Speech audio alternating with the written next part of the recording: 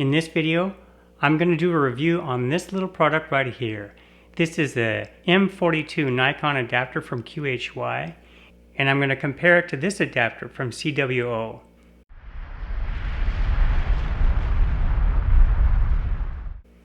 Both of these allow you to attach accessories to your Nikon lens for your astrophotography setup. But there are some critical differences between the two.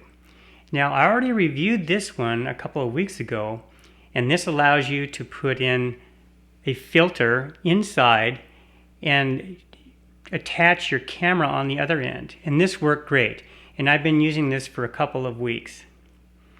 But this one offers some serious advantages, and I'm going to show you that next.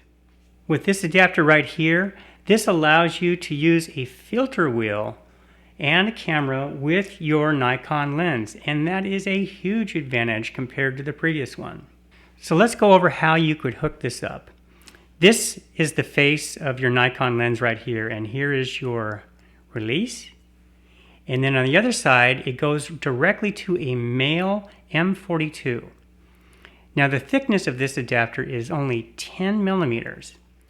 In order to make this work with a Nikon lens, we need 46.5 millimeters of back focus. And if you're using a filter wheel, that extra filter in there adds about a millimeter. So here's how to make this work. The M42 male can screw directly into the filter wheel. Okay. So that's going to be 10 millimeters.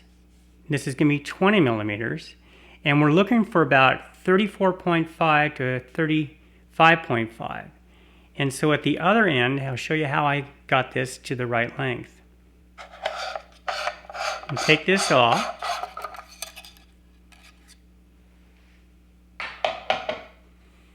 And so what I did is that I put in two 1 millimeter spacers. And actually, they are a little bit more. They're probably like 1.2 or something like that. And I 3D printed these. Now, you can buy these spacers and that you can put in so you don't have to print them. But I put one on each side. You can just see right there. One on that side and one on this side. And then that allows you to add the extra length that we need in order to get our desired back focus. Okay, so let's very carefully attach this.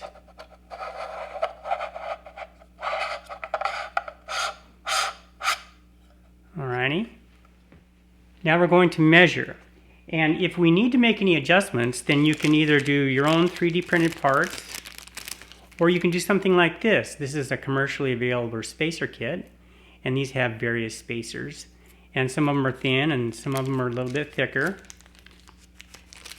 And if we need to make any adjustments, we'll do that. Now, how you do this, you have to calculate it based on the camera that you're using. So this camera right here has a 12.5 millimeter back focus requirement. And other higher end cameras only have like, I think it's 7.5, so it's a lot less. And then you need to put in the correct spacer to get what you need. But in my particular case, we want to measure from this face right here to this face right here. And that is going to be approximately 34.5 to 35.5. And so I have 34.32. So pretty close. I mean, like 0.2 to the first one. Now, I've already used this in practice, and I already know that it works. But if you're trying to fine-tune it and get it exactly right for your particular setup, then you might want to add a little bit more to get into that desired target range. Now, as I mentioned before, this one is so much better than the other one. And also, incidentally, it's fairly inexpensive. So there's not a lot of investment. Last time I checked, they had 2 or 3 in stock, so you might want to jump on that if you're going to do that. And then, but what I've noticed, there is one difference between the two that is worth mentioning. So here they have a round release, And you have to remember that you have to go like this to release it. On the one from ZWO, this is very intuitive. This one has a slanted thing that sort of you can almost see it. And so this one is just asking you to slide it in, and the other one is not quite as obvious. It's kind of minor, but you might want to keep that in mind. You just slide it in there and very carefully going around until it clicks. Okay.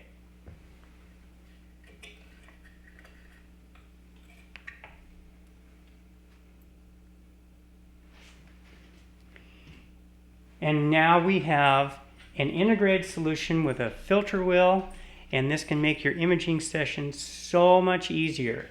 And I've been using this the past couple of nights, and I'll show you some of the results that I received from this.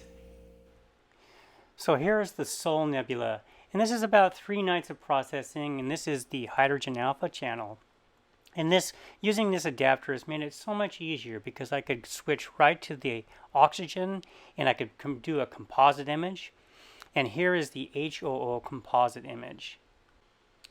And in the composite, I did a mirror and faced it the other way just because I thought it looked a little better. But I'm really happy with this adapter, and it has made the imaging session straightforward and nearly automated. And I really highly recommend this adapter. So I'll put product links in the description below, and I really would appreciate if you could buy from my affiliate links. It helps to support this channel. So I hope you found this helpful, and you have a great day, and I'll see you next time.